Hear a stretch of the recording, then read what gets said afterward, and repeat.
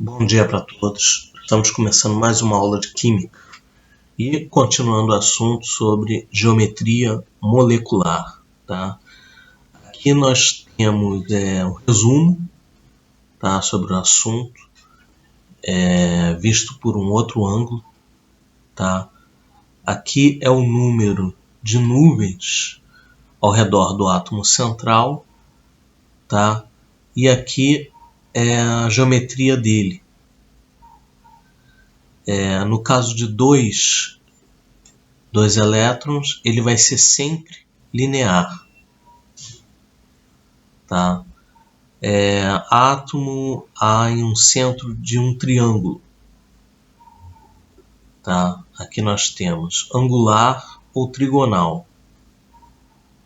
Tá? E aqui só não tem, no caso de uma bipiramidal, que são 6 átomos. Lembrando que número de nuvens, cada ligação entre dois átomos, seja ela dupla ou tripla, conta como se fosse uma nuvem, tá? E cada par de elétrons não ligantes conta também como se fosse uma nuvem. Então, aqui, número de nuvens ao redor do átomo central. A gente encara isso aqui como uma nuvem e isso aqui como uma nuvem. Ou seja, tem duas nuvens aqui, tá? Aqui uma nuvem e aqui outra nuvem. Então, se eu tenho duas nuvens, ele vai ter sempre uma geometria linear, tá? Aqui, 3 nuvens, tá? Ao redor do átomo central. Então, nós temos aqui uma nuvem, tá? 2 nuvens, 3 nuvens. Então, se ele tem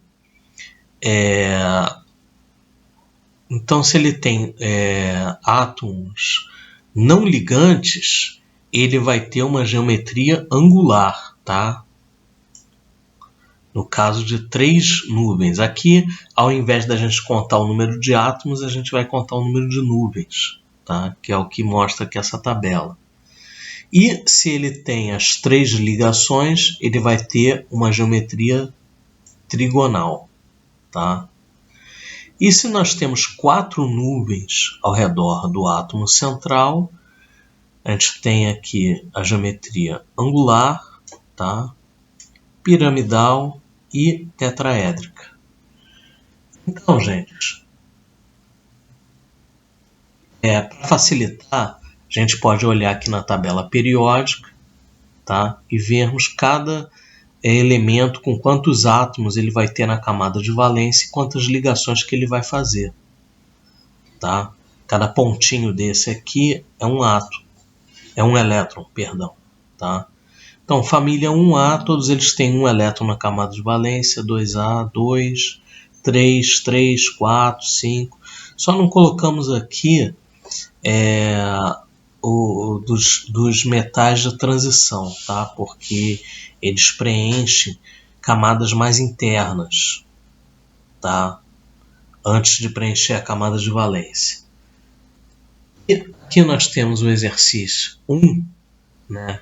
E ele dá a fórmula de cada um deles e pede para considerar, ele deu os ângulos aqui, mas a gente pode analisar através do átomo central, tá? E pede para dizer qual é a forma geométrica. Ora, H2O, o átomo central é o oxigênio, e como a gente pode ver, o oxigênio ele tem 1, 2, 3, 4, 5, 6 átomos, tá? Então, se ele ele vai ter 2 ligações aqui e vão ter mais 4 átomos sobrando.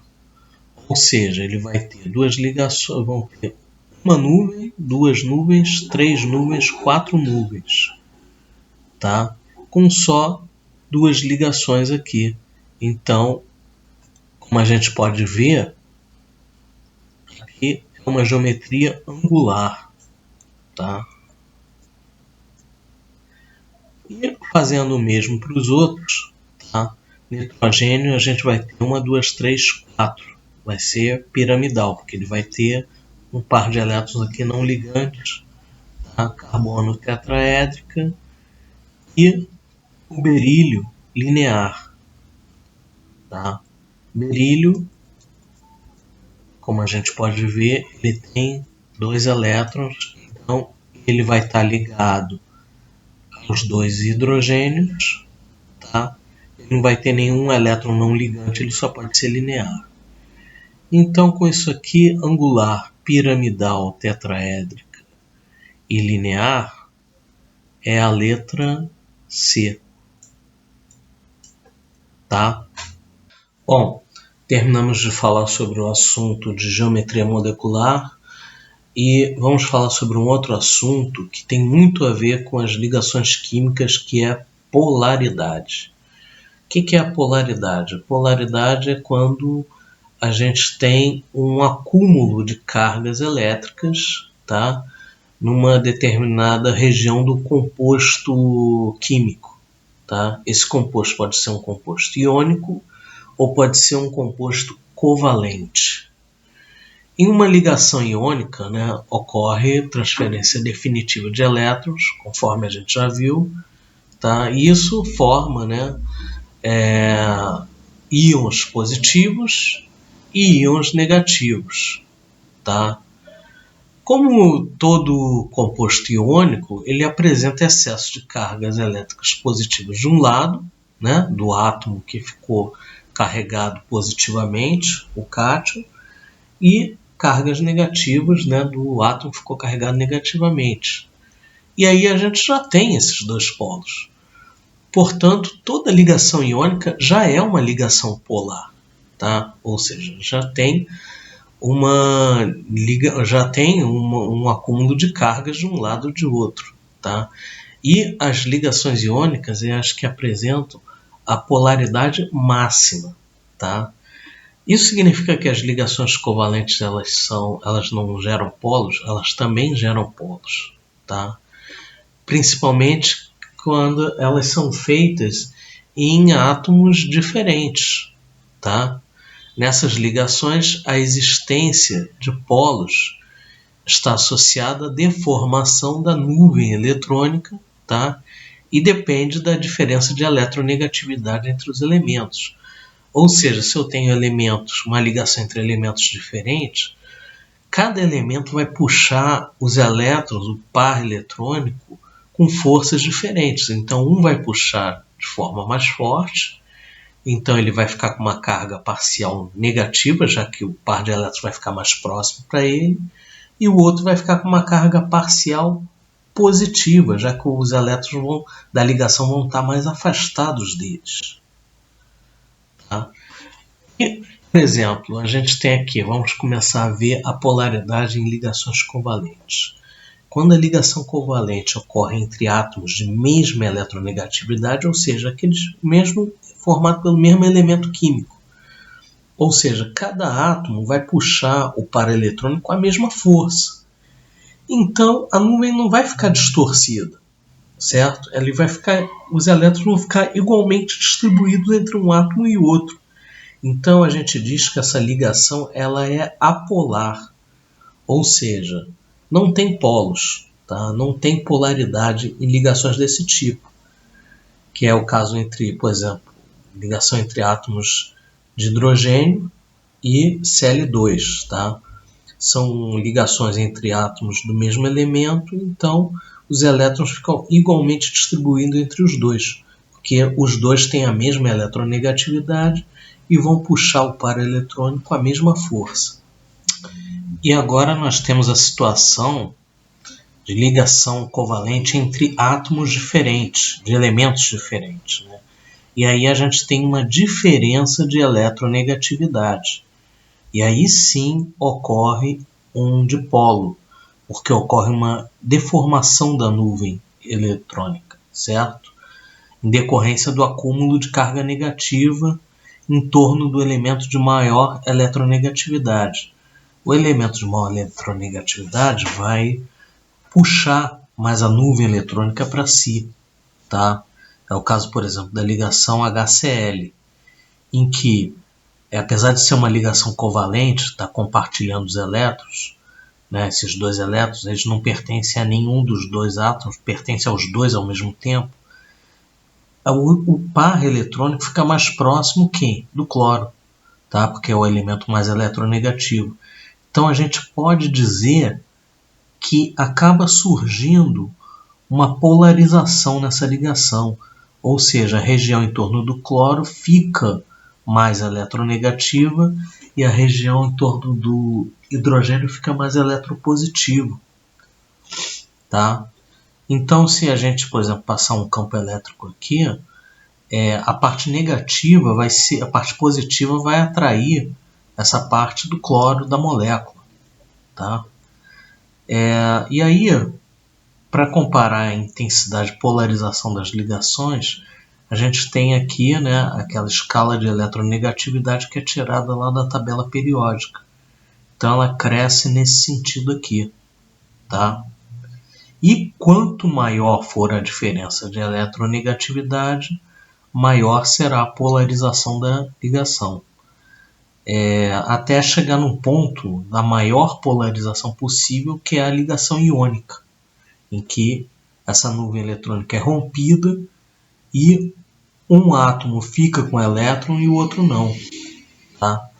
Então a gente pode resumir a situação das nuvens eletrônicas, tanto nas ligações iônicas covalentes, da seguinte forma: temos uma ligação covalente apolar, né, que é entre átomos iguais, tem a mesma eletronegatividade, então a nuvem fica igualmente distribuída. Temos essa ligação covalente polar que a gente acabou de ver, né, uma ligação covalente entre átomos diferentes, que o mais eletronegativo fica com a maior parte da nuvem eletrônica, e então ele fica com caráter negativo e o outro com caráter positivo. E a ligação iônica, em que essa nuvem é rompida, ou seja, um dos átomos fica com os elétrons da ligação e o outro não. Então um átomo fica negativo e o outro positivo. Nos aprofundando sobre polaridade de moléculas, né?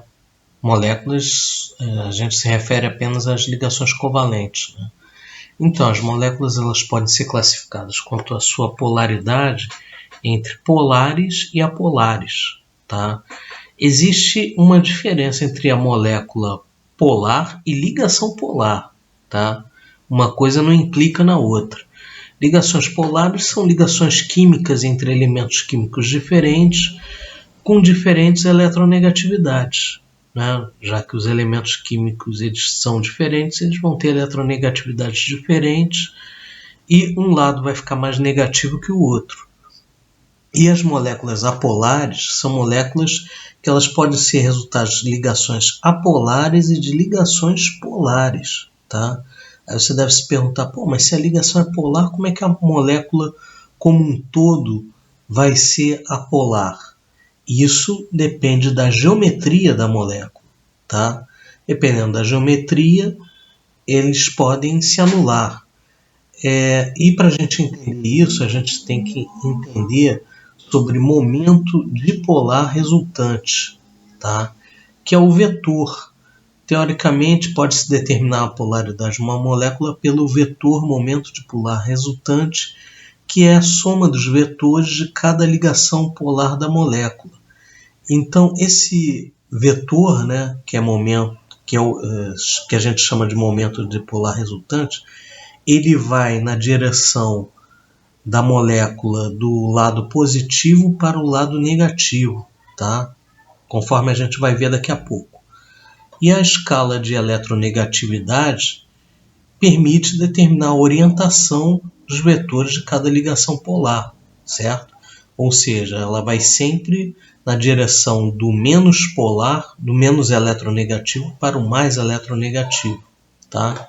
E essa geometria da molécula, a gente vai poder determinar a disposição espacial desses vetores. É o que nós vamos ver agora. Bom, nessa tabela aqui eu mostro como é esse vetor, né, momento dipolar resultante, tá?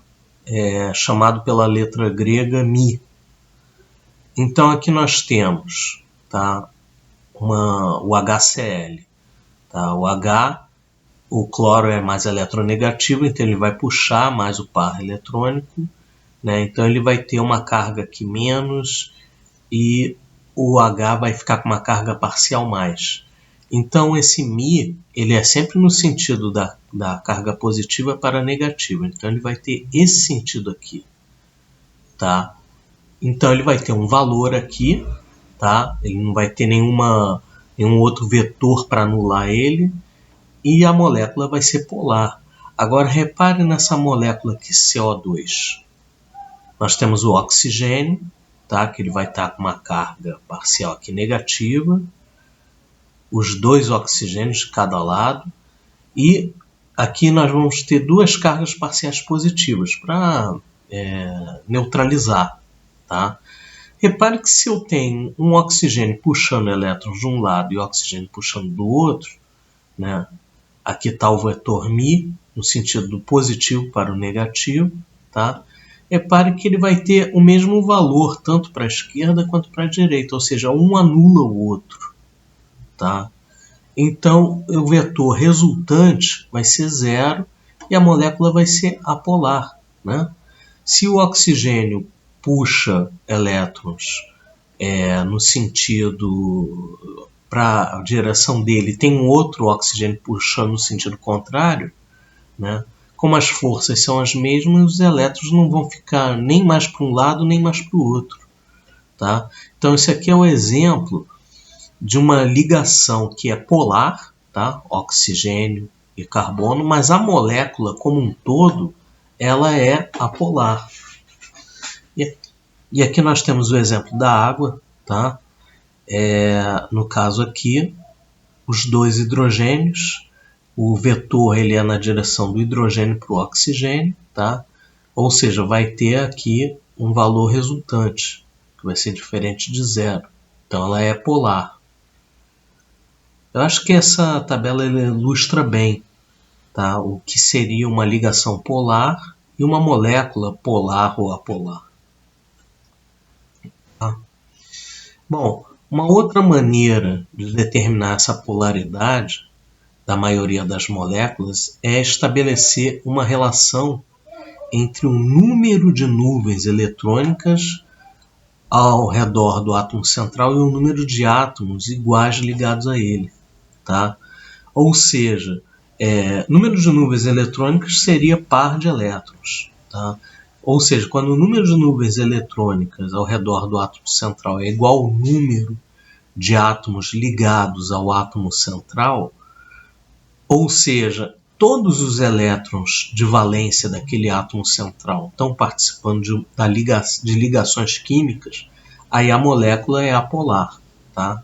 Quando existe diferença aqui, aí a molécula é polar, tá bom? Então, isso aqui talvez se torne até mais fácil de vocês visualizarem. Vamos resolver esse exercício 2 aqui. O aumento de diferença de eletronegatividade entre os elementos ocasiona a seguinte ordem no caráter das ligações. Bom,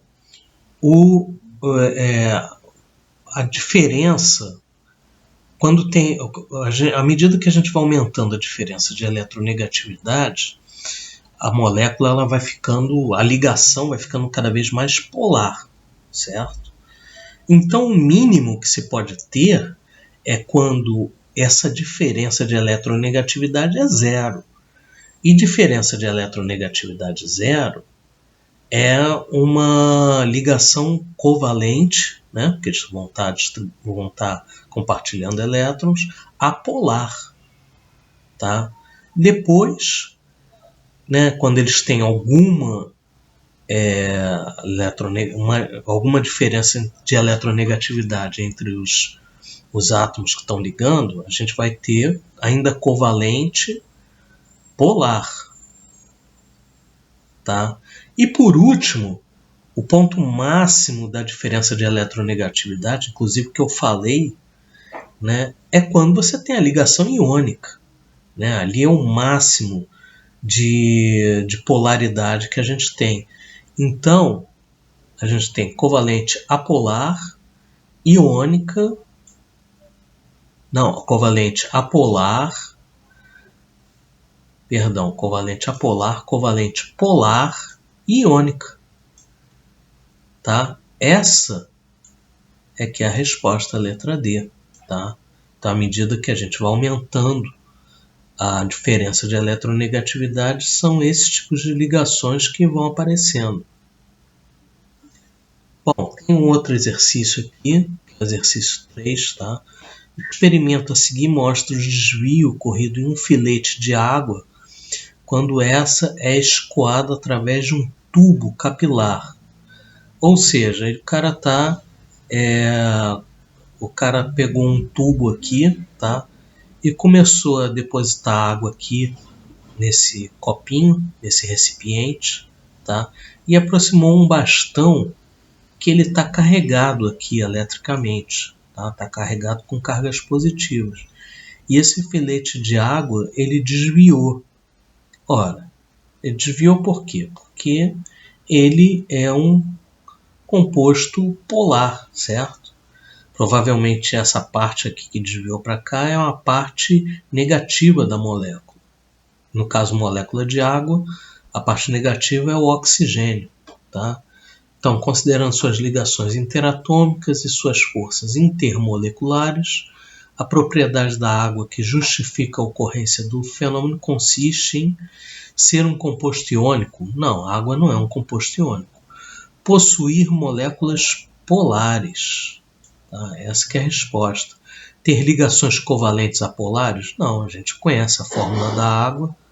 A ligação hidrogênio e oxigênio não é uma ligação apolar, né? Então é isso, gente.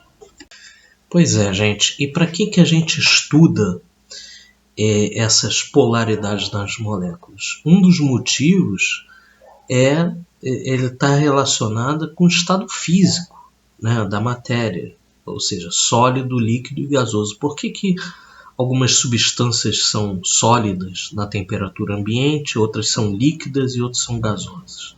Tá? Isso está relacionado com essas polaridades dessas moléculas, tá?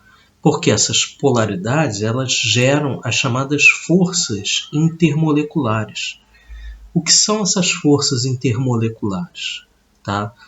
São forças entre moléculas, ou seja, uma molécula de água ela pode atrair outra molécula de água.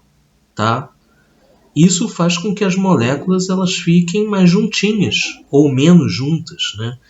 E aí isso determina o estado físico da matéria. Se elas estão muito juntas, você tem o estado sólido. Se elas estão menos juntas, mas nem tanto, você tem o estado líquido. Se elas estão mais afastadas, você tem o estado gasoso, tá? Então, quanto maior essa interação, quanto maior essa força de atração entre as moléculas, você tem um estado... Se você tem uma força muito forte, você tem um estado sólido, né? Então, isso determina o estado físico. Por exemplo, aqui, nós temos aqui água e éter. Tá? O éter evapora muito mais rápido do que a água. Tá? O esquema mostra que o éter... Esse fato evidencia que as forças intermoleculares existentes no éter são mais fracas do que as existentes na água. Ou seja, uma molécula de água atrai outra molécula de água com mais força do que uma molécula de éter atrai outra molécula de éter. Então essa molécula de éter ela se desprende mais facilmente, tá? E passa para a fase gasosa. Então, quanto menos intensa forem as forças intermoleculares, mais volátil será a substância e menor será a sua temperatura de ebulição. Então, gente, quais são os tipos de forças intermoleculares? Que forças intermoleculares são essas? Primeira coisa que a gente tem que falar é que o que são as forças intermoleculares? As forças intermoleculares, né, são também conhecidas como forças de Van der Waals, tá? Porque foi o físico holandês, tá, que propôs a existência dessas forças. E são 3 tipos de forças. Forças dipolo induzido, tá? Dipolo permanente, pontos de hidrogênio. Eu falo assim repetido, dipolo induzido, porque são forças entre moléculas, tá? Uma vai produzir uma força de polo induzido e a outra também de polo induzido. Por isso que a gente fala de polo induzido e de polo permanente e por último as pontes de hidrogênio. Vamos ver cada uma delas agora. Começando falando sobre as forças de polo induzido, tá? Essas forças ocorrem entre moléculas apolares, né? Apesar das moléculas polares elas terem uma interação maior, as moléculas apolares elas também vão ter alguma interação. Mas como é que elas vão ter interação? Como é que uma molécula apolar vai atrair a outra se ela não tem polos, né? Se ela não tem nenhuma região com carga positiva e outra com carga negativa. Mas acontece que quando uma está muito próxima da outra, uma molécula está próxima da outra, que acontece no estado sólido ou líquido, a nuvem eletrônica de uma é como se você tivesse tirado um retrato. Num determinado instante, a nuvem eletrônica pode estar concentrada mais numa região da molécula do que da outra, tá? Ela não fica igualmente dividida em todos os instantes. Então, nesse instantezinho em que uma parte da molécula vai ter mais elétrons do que a outra, ela acaba ficando polarizada. A parte que tem mais elétrons, ela fica com uma carga parcial negativa, né? E a outra parte, com carência de elétrons, fica com uma carga parcial positiva. Então, essa parte aqui, né, com carga parcial negativa, essa parte aqui fica com carga parcial negativa e essa parte aqui com carga parcial positiva. Ela acaba influenciando uma molécula que está próxima. Já que ela está com carga parcial negativa aqui, ela vai afastar os outros elétrons dessa outra molécula que está próxima aqui e os elétrons dela migram para outra região da molécula mais afastada. Tá? E essa parte fica carente de elétrons. E aí eu fico com uma região parcialmente negativa, outra parcialmente positiva, e isso acaba fazendo com que elas se atraiam, tá? Então essa é a força de polo induzido, e ela ocorre entre moléculas apolares, tá? E quanto maior esse átomo, essa molécula, né, maior vai ser essa interação, tá? Porque maior vai ser essa nuvem eletrônica. Então, temos agora as forças de polo permanente, tá? Bom, no outro caso, nós vimos que acontecia em moléculas apolares. Essas forças de polo permanente ou de polo, elas acontecem em moléculas polares, ou seja, já há uma polarização. Ou seja, a nuvem eletrônica aqui já é distorcida, porque há uma ligação entre átomos, né, de eletronegatividades diferentes, e a geometria da molécula também propicia, tá, que haja essa polaridade. Por exemplo, colocamos aqui o HCl. O hidrogênio, né, ele é menos eletronegativo do que o cloro. Então o cloro fica com uma carga parcial negativa, né, ele puxa mais a nuvem eletrônica do que o hidrogênio. Isso faz com que, né, a maioria da nuvem eletrônica fique em torno do cloro e ele fique com esse caráter aqui negativo. Ora, isso faz com que ele atraia outra molécula de HCl, tá? E vai atrair o quê? A parte do cloro vai atrair a parte do hidrogênio da outra molécula e por aí vai, tá? Então, moléculas polares, tá, têm essa força de polo permanente. É uma força maior do que a outra, tá? Por isso que geralmente os compostos polares eles vão ter pontos de fusão, de ebulição mais alto do que os apolares, tá? Porque esse tipo de interação aqui ele é mais forte. E aqui tem uns exemplos, né, de substâncias polares, HCl, HBr, H2S, CO, enfim. Pontes de hidrogênio. A ponte de hidrogênio é a força mais intensa que tem, tá? E é um exemplo extremo de interação de polo. É um tipo de interação de polo. Só que é um tipo de força que acontece apenas com hidrogênio ligado a flúor, oxigênio e nitrogênio. Tá? Essas são as 3 substâncias que formam pontes de hidrogênio. Né? A mais famosa de todas é a da molécula de água. Tá? Água, hidrogênio ligado ao oxigênio. Tá? Então é uma força de polo. Você tem o caráter aqui do oxigênio, mesma coisa que a gente avaliou da outra forma, tá? Ou seja, o oxigênio ele vai ter um caráter negativo, porque ele é mais eletronegativo, vai puxar os elétrons tanto do hidrogênio quanto dos 2 hidrogênios, tá? E o hidrogênio vai ficar com carga parcial positiva. Então, o oxigênio, tá, vai atrair outra molécula de água através do hidrogênio da outra molécula e por aí vai. Tá? E aí forma aqui uma espécie de tetraedro. Tá? Então, essas são as pontes de hidrogênio, que só acontece com hidrogênio ligado a flúor, oxigênio e nitrogênio. Tá? E é a força que tem, é a maior força que tem de interação intermolécular. No caso, esses compostos que fazem pontes de hidrogênio, eles vão ter, né, pontos de ebulição e pontos de fusão mais altos do que os outros 2 casos, porque vai ser mais difícil separar as moléculas deles.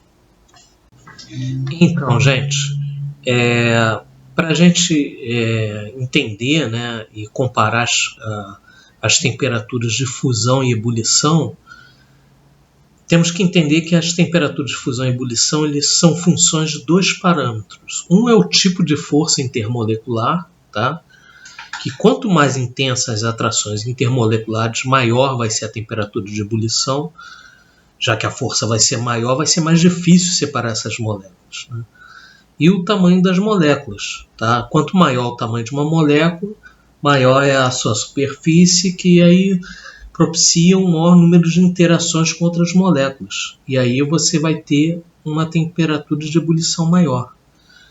Tá? Então a gente pode utilizar o seguinte, quando a gente tem moléculas com tamanhos aproximadamente iguais, aí a gente mede a interação da força. Lembrando que a ordem crescente dessa interação é dipolo induzido. Dipolo induzido é a força mais fraca, depois é dipolo e por último pontes de hidrogênio. Tá? Então aqueles que tiverem pontos de hidrogênio vão ter pontos de temperaturas de ebulição mais altos do que a que possui interações de polo e mais altos do que a possui interações de polo induzido. Tá? E se a molécula tem o mesmo tipo de interação, aí a gente leva em conta o tamanho da molécula. A molécula que for maior vai ter a temperatura de ebulição maior.